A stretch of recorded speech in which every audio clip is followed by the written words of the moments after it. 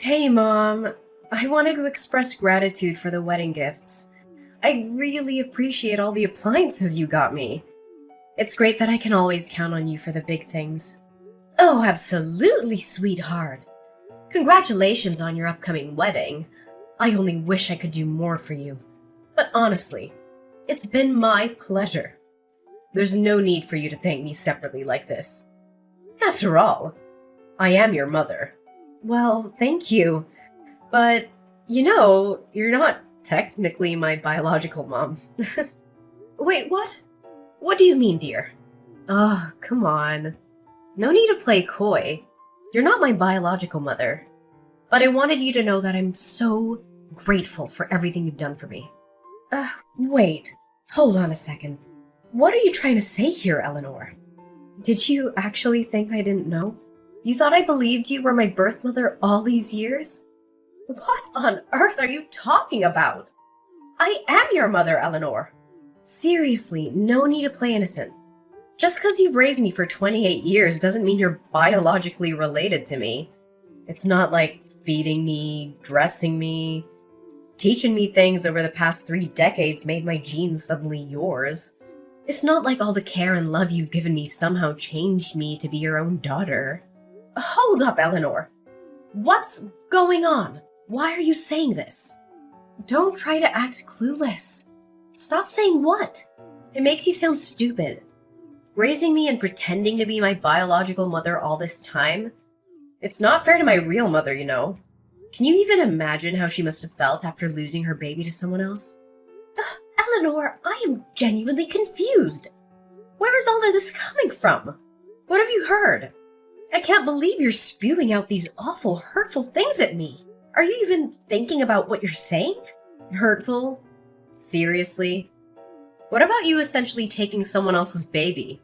You don't get to accuse me of being hurtful. Eleanor Barnes! Oh, so you're the hurtful one now. What about you stealing a newborn from a real mother? If it weren't for you, my real mom could have married Daddy, and the 3 of us could have been a real, true family. If it weren't for you, I would never have had to grow up with a fake mom. My poor birth mother had to go on living her life with her heart broken into a million pieces, and I ended up living this humiliating pretend life, all because of you. Eleanor, you were completely misinformed. I didn't steal you as a baby. You're suggesting something illegal and horrible. Your birth mother actually handed you over to me, willingly. She said she wasn't going to raise a child as a single mother.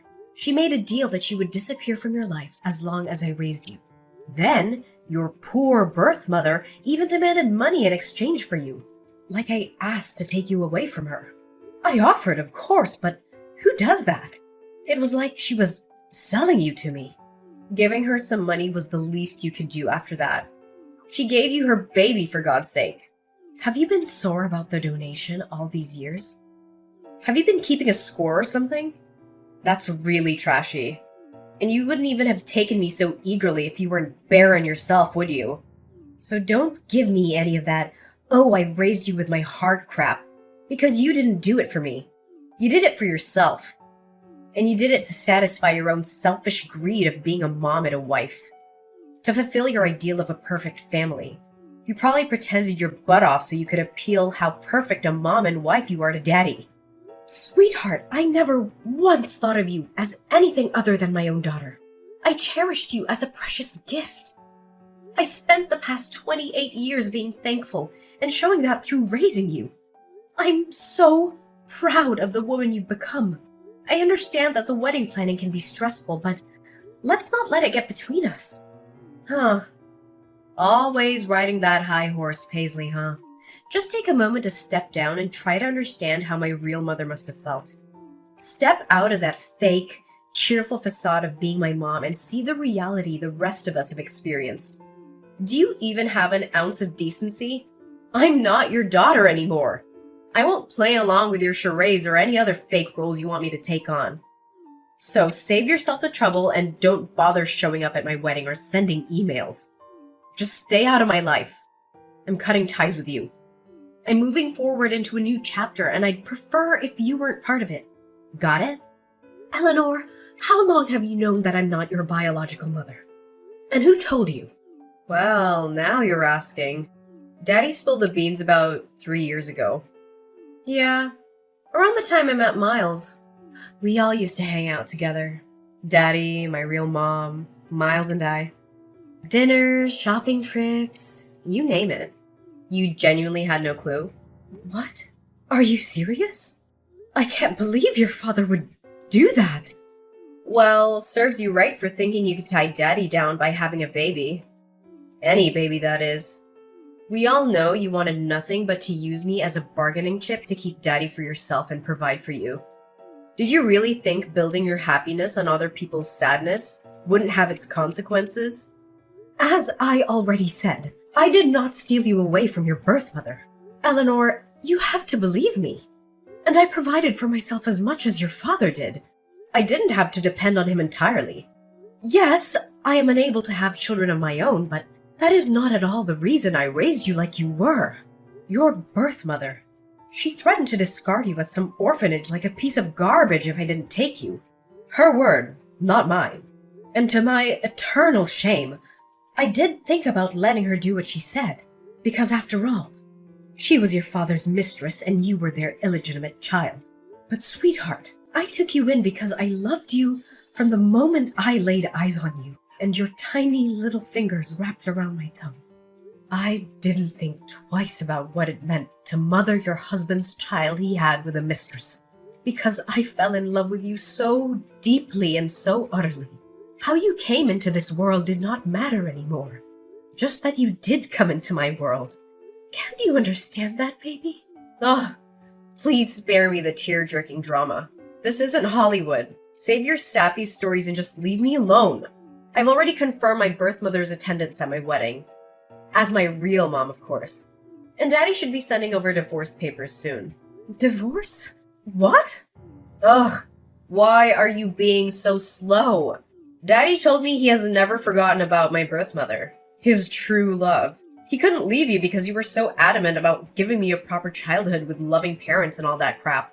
But now that I'm a grown adult who can take care of herself, he's finally opening his eyes to the possibilities, I guess. To go after his own happiness. See, if it weren't for you, the three of us could have lived happily as a real family. You tore us apart. You shattered our future together. And you've had your share of fun. It's time to set things right, Paisley. So leave us be. And if it turns out it's your turn to spend the rest of your life in sadness and regret, then deal with it. My mom surely did for long enough. All right, if this is what you truly want, I'll leave you to be with your real parents. Mind you, I'll have to cancel the $30,000 charge on my credit card for the things I ordered off your registry. And I'll have you and your daddy's belongings packed up into suitcases or something and leave them by the door. Come get them and go on off to wherever it is that you want to go off to. Whoa, wait, what? Cancel this stuff for my registry? Why would you do that? Those are for my wedding. Why would you cancel gifts from a registry, Mom? Mom? I thought you didn't want me to be your mom, let alone think of me as one. If I could, I would get a refund on everything I spent in the past 28 years raising you. But since I can't do that, I'm only canceling the gifts that I mistakenly purchased for a wedding I'm apparently not even invited to anymore. Oh, your honeymoon was reserved with my credit card too, wasn't it?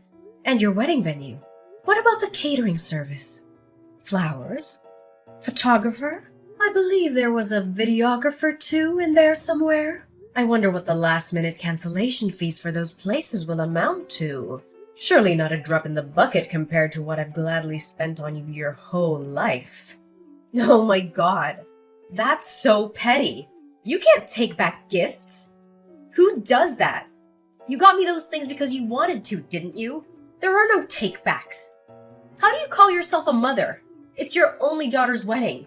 I thought I couldn't call myself a mother. Isn't that what you were telling me? You can run along to your precious birth mother and ask for help. Why don't you? Surely she can help with the venue and the food and the photography and the honeymoon. Since she loves you so much and has never had the chance to show it, surely she'll jump at the chance. Wow. So there it is. You did think of me as a stepchild, didn't you? Your words say you love me like your own, but your actions speak volumes about how you really felt all these years. You kept a tally of the money you spent on me. Seriously? Would you have done that if I were your real biological daughter? You know what? Fine. My mom can cover the venue and honeymoon. Miles probably has some money saved up too. We don't need your help. All we need from you now is to sign those divorce papers. You got it. The sooner, the better. And in a way, I'm uncertain if I ever truly forgave her. But in that moment, all that mattered was before me. I gazed upon what could have been perceived as a lump of flesh, and then she opened her eyes, meeting mine. I gently touched her hand, and she curled her tiny, delicate fingers around my thumb. She was mine. In that moment, I believed in the intricate mysteries of God's design.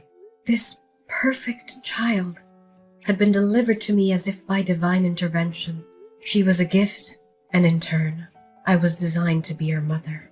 The saying blood is thicker than water held some truth, but what truly resonated was that love could defy all odds. Eleanor brought a joy I had never dared to dream of before. The first time she called me Mama, the moment she took her initial steps, her genuine delight in the meals I prepared. Those instances were all emblematic of a kind of love that transcended boundaries. Her small hand in mine as we walked together, the handmade artwork she gifted me on Mother's Day. She had been gradually filling the void within my heart, until it was overflowing with a love I never thought possible. I could have never foreseen that one day she would utter those hurtful, devastating words she hurled at me today. My husband's confession to his ongoing affair with Shelley's birth mother shattered the foundation of our 33-year marriage. Our life together unraveled in the blink of an eye as we walked out of the courtroom with our marriage officially dissolved. Once back home, I hastily gathered their belongings, tossing them into any available box, and left them outside my door. The sight of my now half-empty home was a stark reminder of the abrupt changes that had befallen me. As I tried to process the shock of it all, a text message notification illuminated my phone screen, a message from my now ex-husband.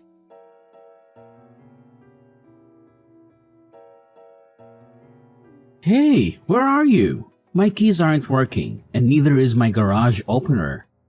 Did you already replace them? That was quick, Paisley. Good on you. I brought a KFC bucket and some beers, your favorite. I thought you and I were overdue for a chicken and beer date night. Open up, Paisley. Jacob, what are you doing here? Shouldn't you be with your daughter and true love by now? You know, the woman who makes your heart ache by just thinking about her. The woman whom you had a child with. The woman with whom a few days ago you gave everything else up to be with again. Did you forget? What are you doing here with chicken and beer at this ungodly hour anyway? I'm done with her. I left her. We're over. I finally realized there is no woman like you.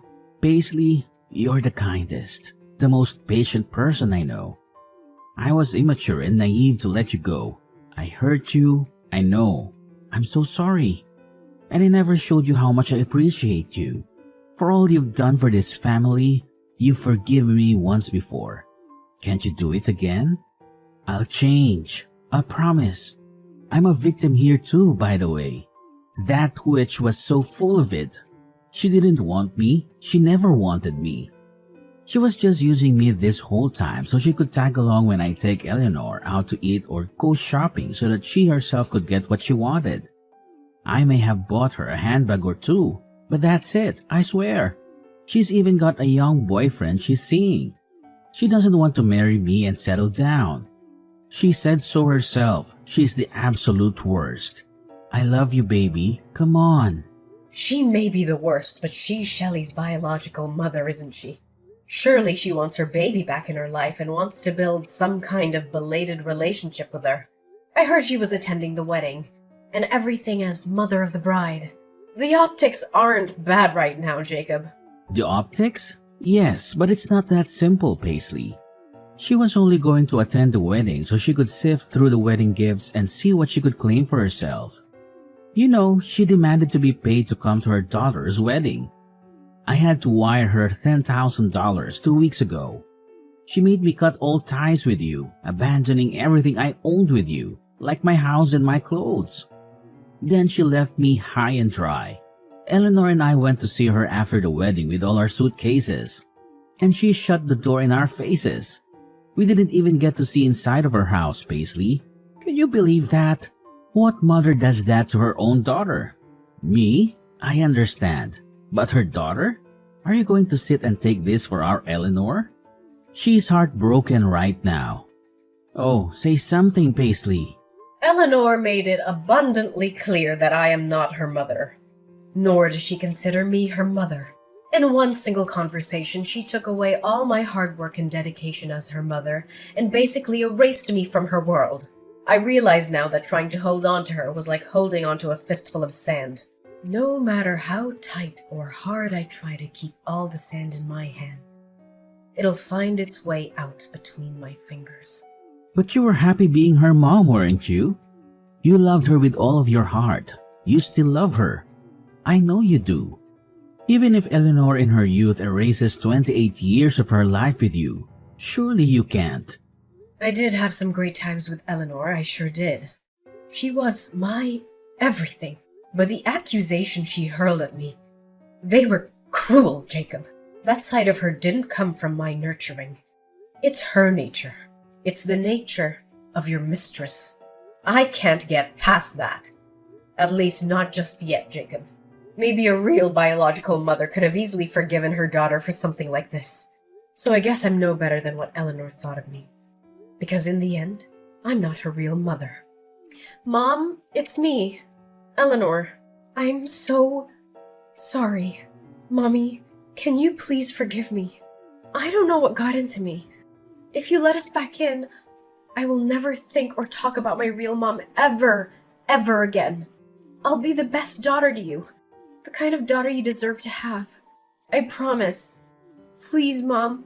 We have nowhere else to go, Mom. Daddy and I will come inside and beg us if you want to. Please let us in and you can help me with my wedding plans again. Remember how fun that was? Let's go to the mall together. Just you and me. Like old times. We can stop at the food court and get some cheese fries like we used to. I miss your meatloaf, Mom. I miss your awesome meatloaf with real breadcrumbs. Will you teach me how to make it? I want to pass it down to my kids too. It'll be an heirloom recipe. If I learned anything from this whole ordeal, it is that I wasn't as big a person as I thought I could be. I cannot find it in me to forgive you two for what you've done. I guess I am nothing but an evil stepmother, like you said. After all, our relationship ends here, Eleanor and Jacob. Thank you for the many happy memories you've allowed me the past 28 years, Eleanor. Whether they were real for you or not, I will cherish them forever because they were real to me. I will try to keep only the happy memories of you, but now it's time for you to leave me and never come back. Don't make this any messier for us. Goodbye, Eleanor.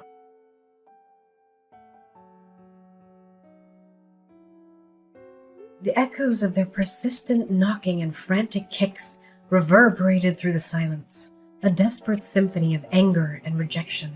I stood on either side of the door, the barrier between my past and the uncertain future I was determined to embrace.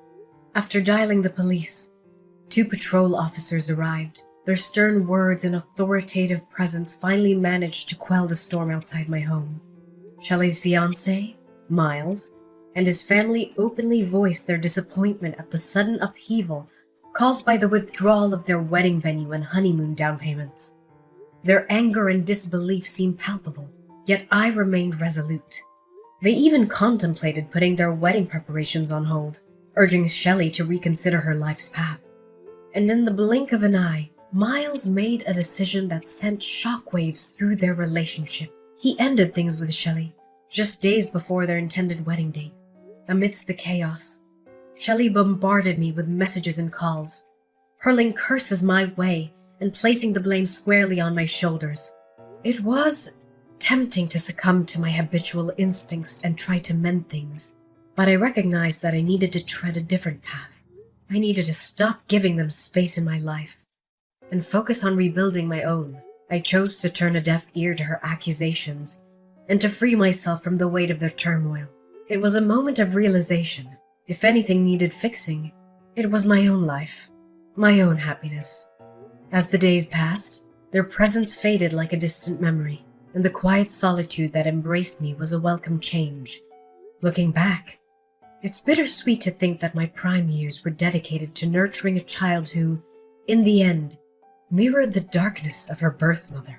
However, I carry no regrets.